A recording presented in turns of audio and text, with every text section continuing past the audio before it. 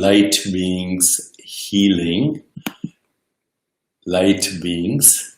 You are a light being, I am a light being. Every object has a rainbow body.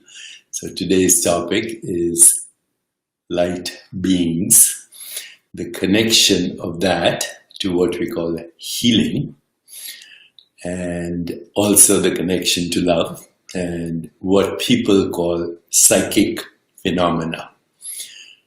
And I'm very glad to hear from Demetrius that this live stream is loud and clear.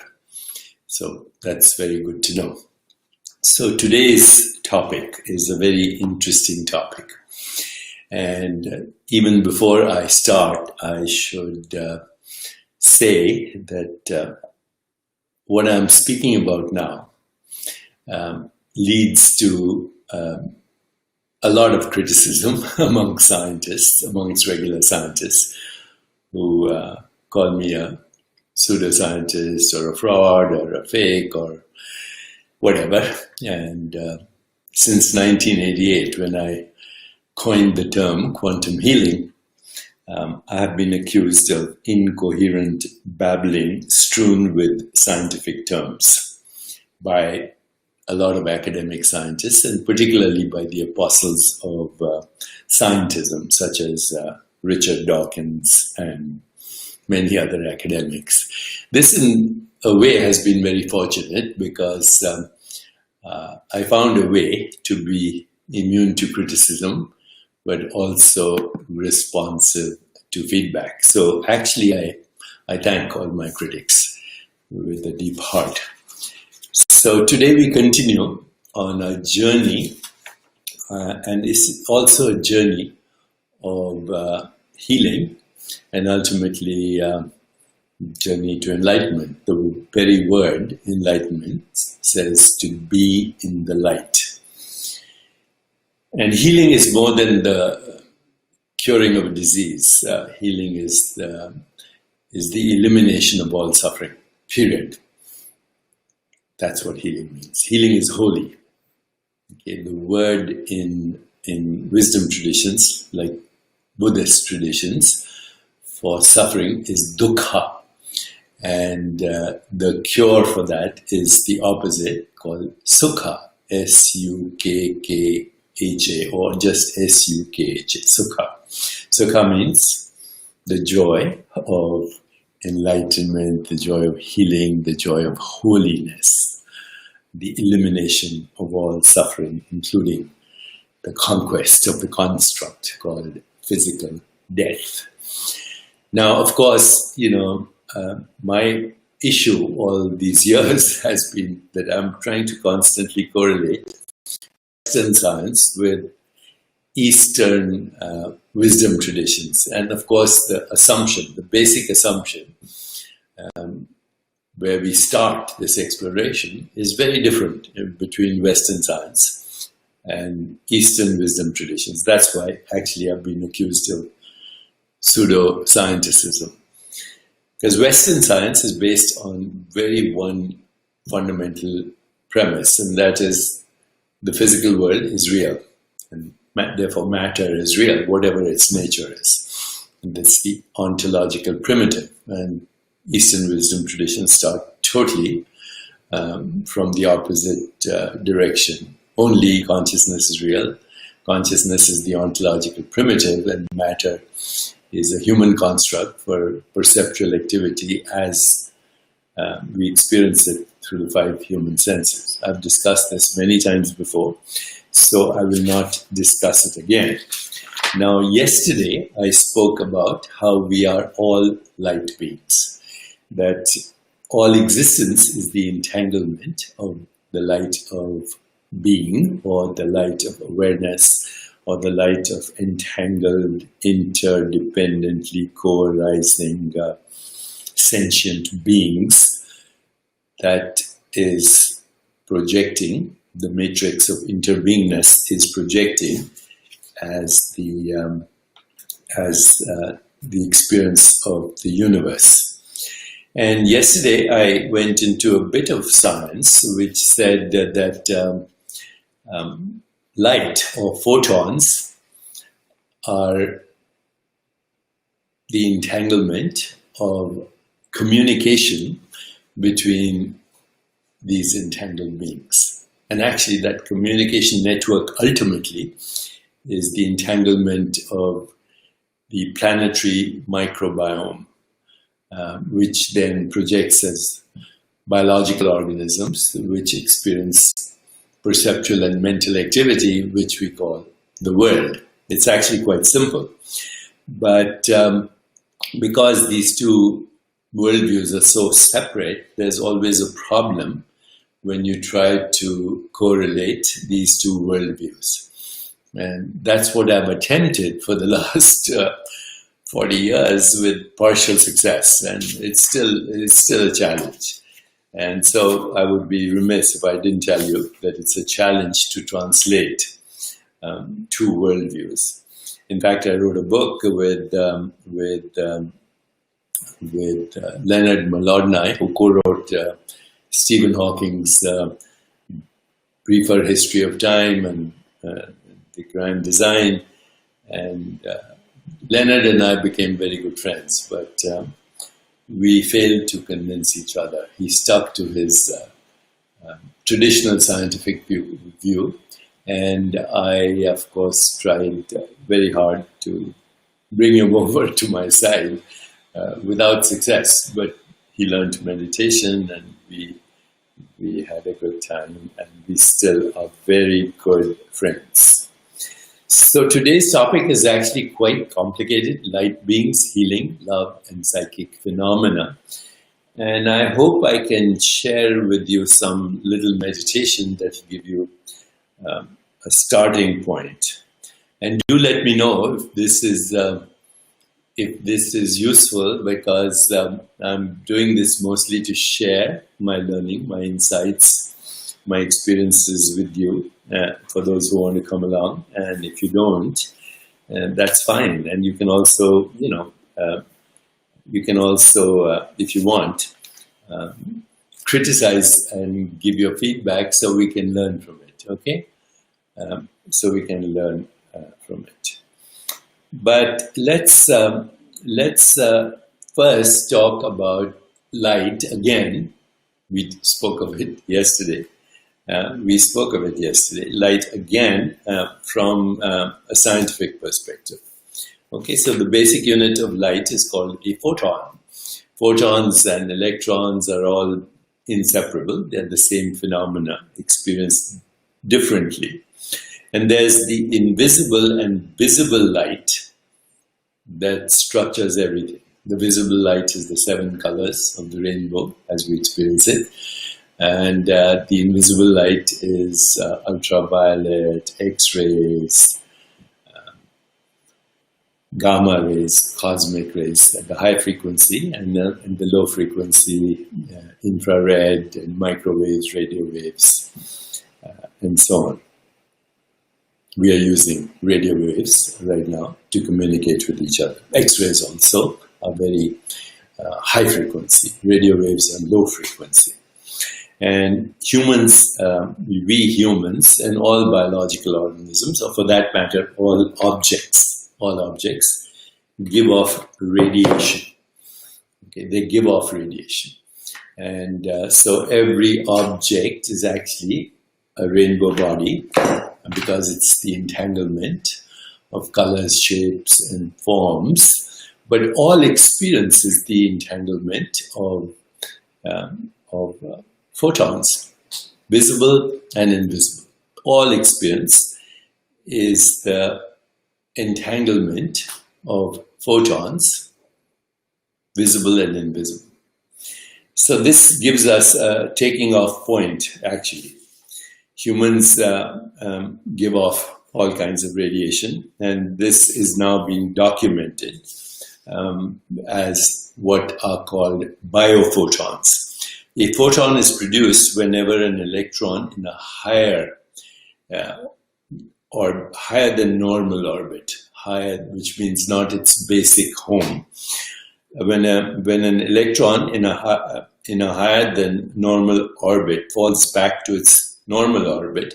And during the fall from high energy to normal energy, electron emits a photon, a packet of energy, with very specific characteristics.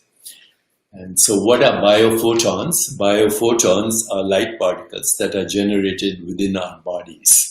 And actually, the body of any biological organisms. Photons are emitted from any object. But we're talking about biophotons, which are light particles generated within the body.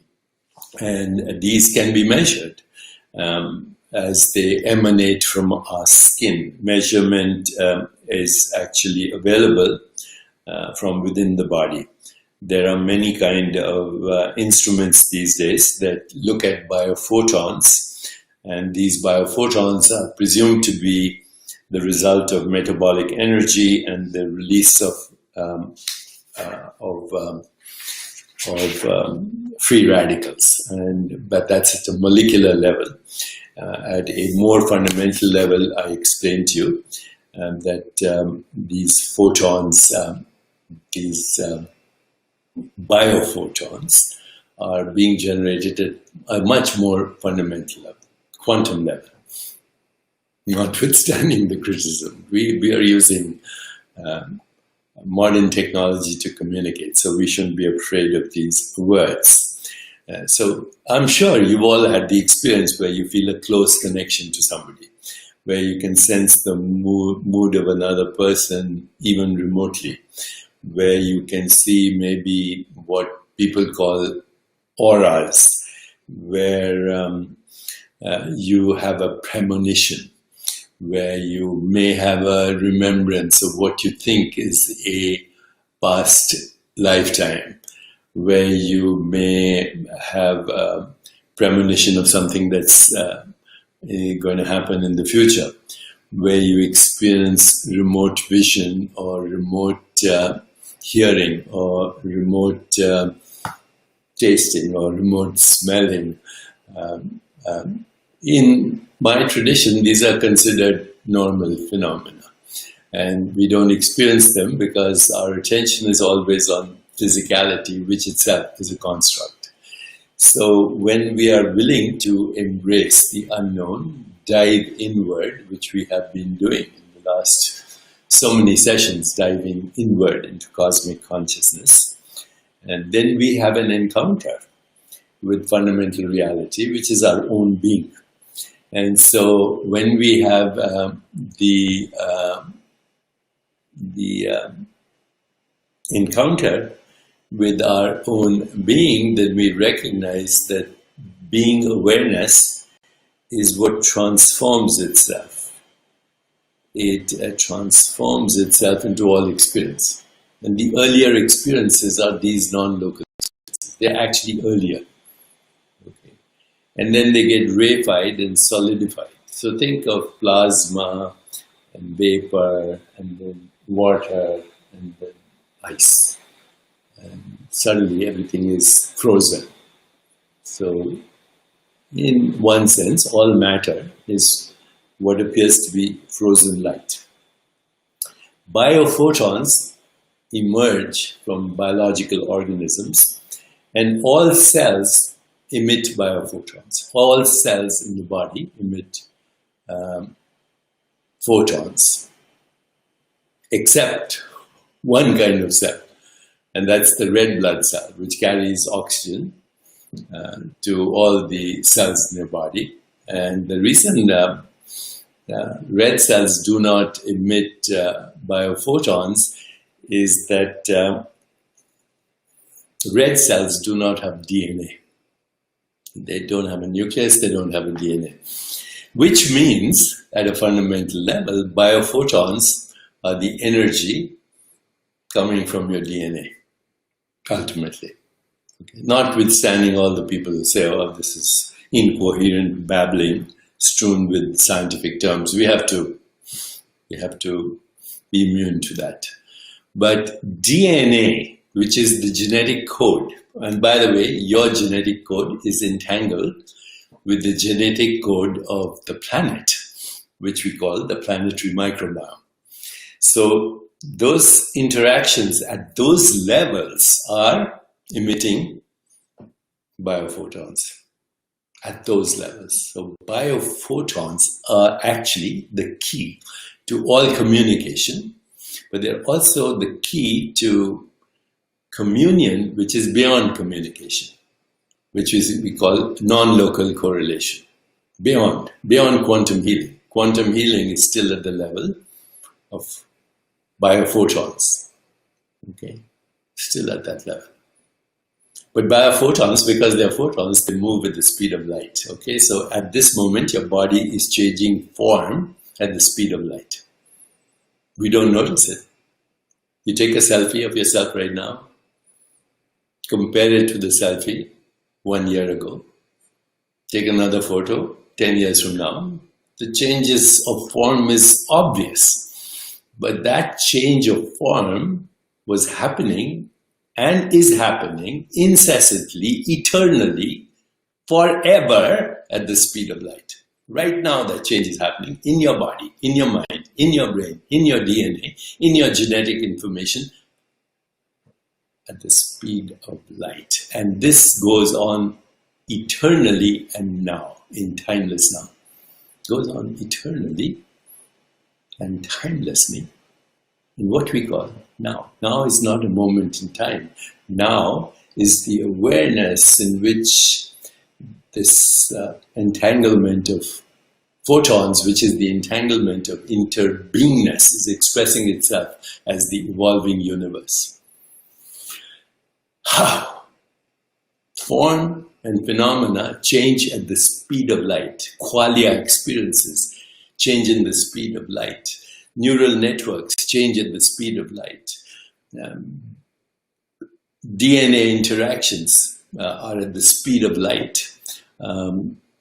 Epigenetic modification is at the speed of light. Think right now of an unhappy experience. Just think of an unhappy experience right now. Feel your body shifted. Think right now of a happy experience. Just that memory, immediate shift in the body. Okay, so you know that transformation in the body-mind, we should say, not the body, but the body-mind. Just like we say wave particle, space-time, mass energy. In the body-mind, interactions in the realm of interbeingness are happening at the speed of light. And you are the presence of being watching that. That is what it means to be a light being, to recognize that you are a light being. You have only to be aware of the presence of your being and embrace it, and love it, and revel in it, and feel joyful in it. And that's the beginning of the experience of what we call a light being. And there is the secret of healing. There is the secret of love. There is all that people call psychic energy and psychic phenomena. And ultimately going beyond psychic phenomena into non-local infinite correlation, non-local infinite creativity, non-local infinite evolution, non-local infinite joy, infinite love and healing. Why would we bother with anything else if this is true? Why would we bother with anything else if this is true? So, I was thinking maybe to think of a meditation that incorporates some of these ideas. And, what I did was I went back to my old notes and from long time ago, from my days with Maharishi, but also my deeper understanding of the Tantric traditions and the Buddhist teachings. And so today, what I'd like to do is share with you some insights from the Buddhist teachings of the 6 lamps of the light of awareness. And there are many good books on this. I would recommend that you pick up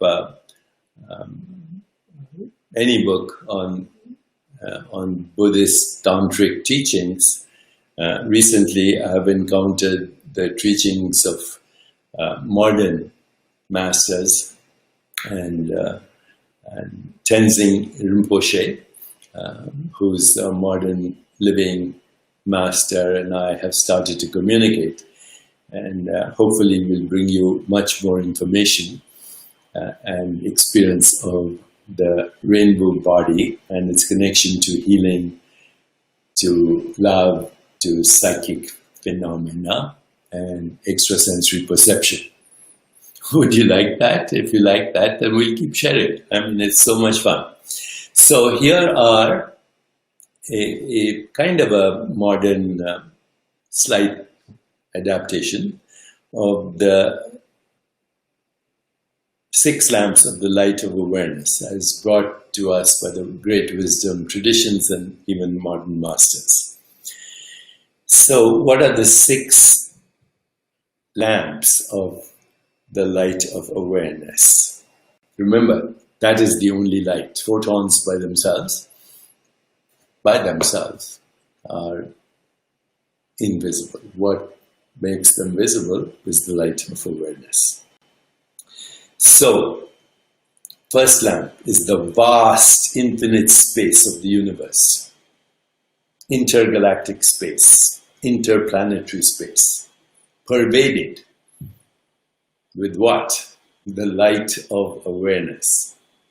Second, the space of the heart chambers in the heart chakra. So, we have this huge space in the heart, morphological, anatomical heart. Okay.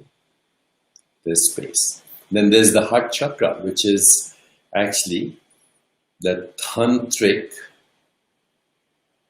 mode of knowing of the emotional heart. And then there's the spiritual heart. What is the spiritual heart?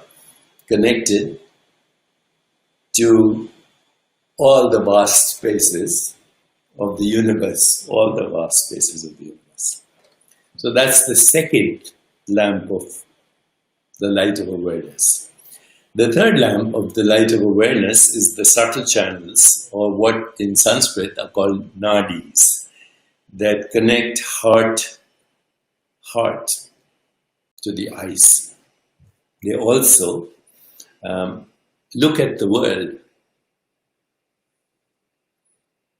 with the heart.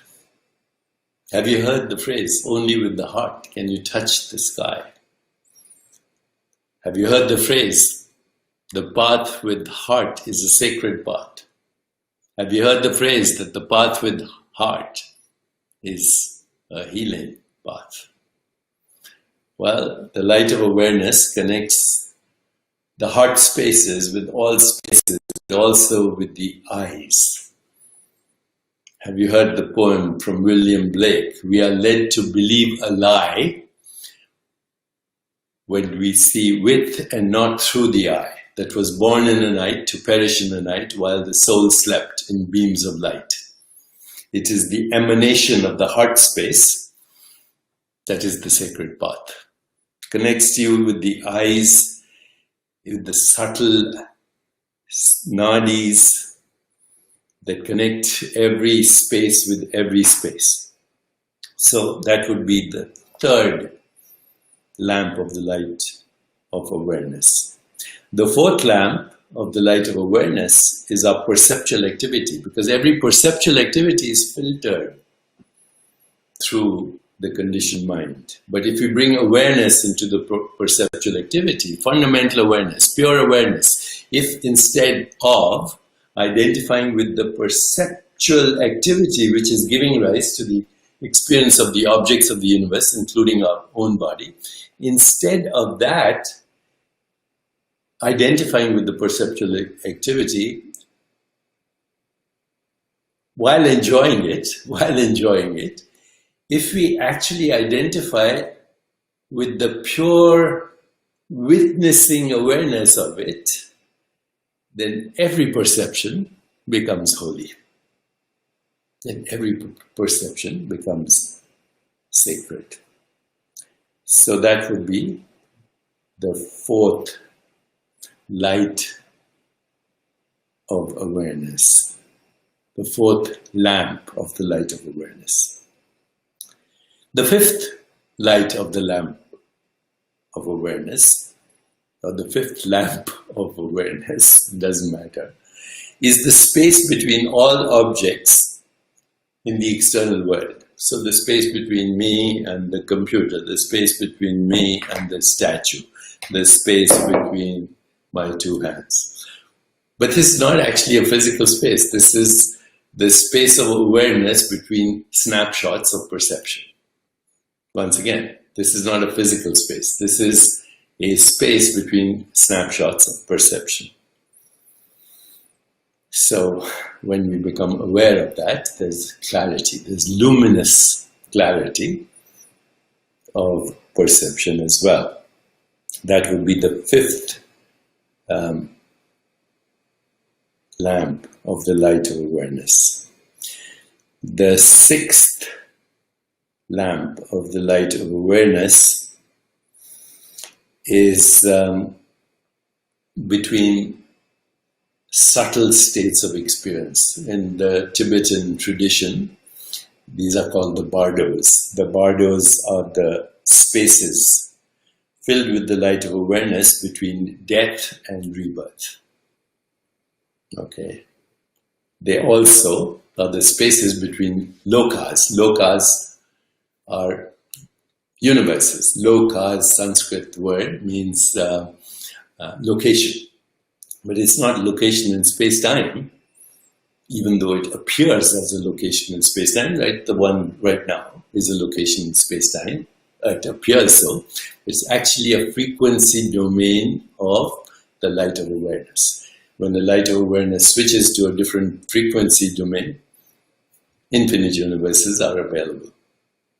That's what the Yoga Vasishtha also says. Yoga Vasishtha. Infinite universes come and go in the vast expanse of the light of awareness, like motes of dust dancing in a beam of light. This is our privilege.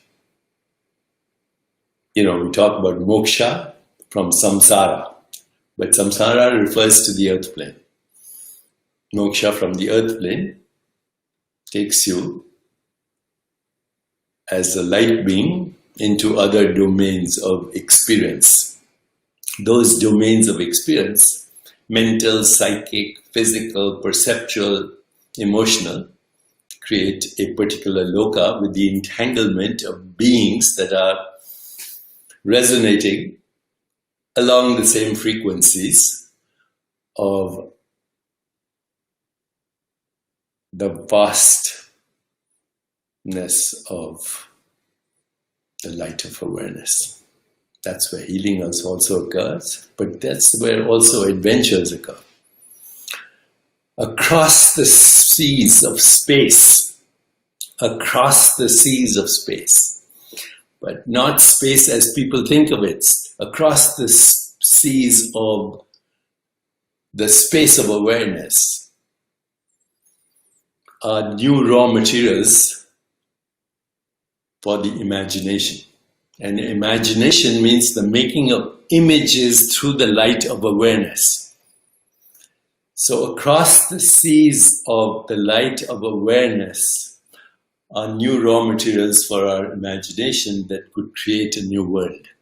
Now, and ultimately, new worlds everywhere. Don't believe me if you don't want to. Go within. Learn what is happening and see for yourself.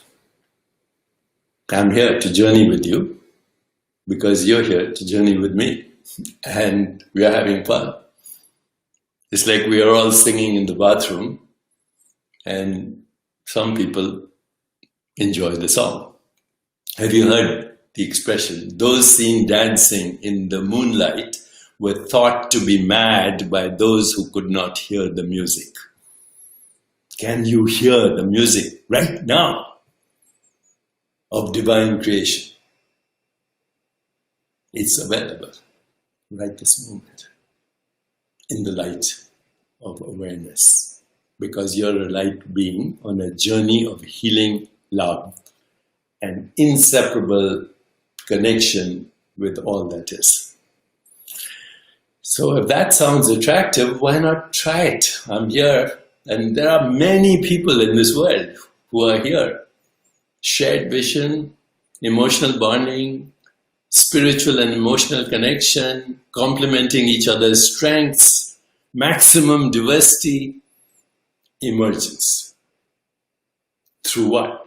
The light of awareness.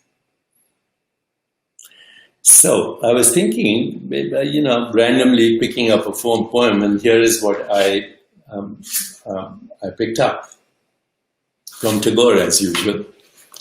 He says, "This is my delight, thus to wait and watch at the wayside where shadow chases light and the rain comes in the wake of the summer. Messengers with tidings from unknown skies greet me and speed along the road. My heart is glad within, and the breath of the passing breeze is so sweet. From dawn till dusk I sit here before my door, and I know that all of a sudden the happy moment will arrive, and I shall see. In the meanwhile, I smile and I sing all alone. In the meanwhile, the air is filling with the perfume of promise." Wow! This is available to us right now. Okay, so I'm done for today, looking at some of your comments. Everybody here says they have had these experiences. Forever dancing in the light. Thank you. Bright lights. We are light beings. Light beings are called dakinis. They are the sky dancers, the divine feminine. They're also called devas, light beings that radiate light. So dakinis and devas are immortal light beings that once in a while freeze as physical mortals.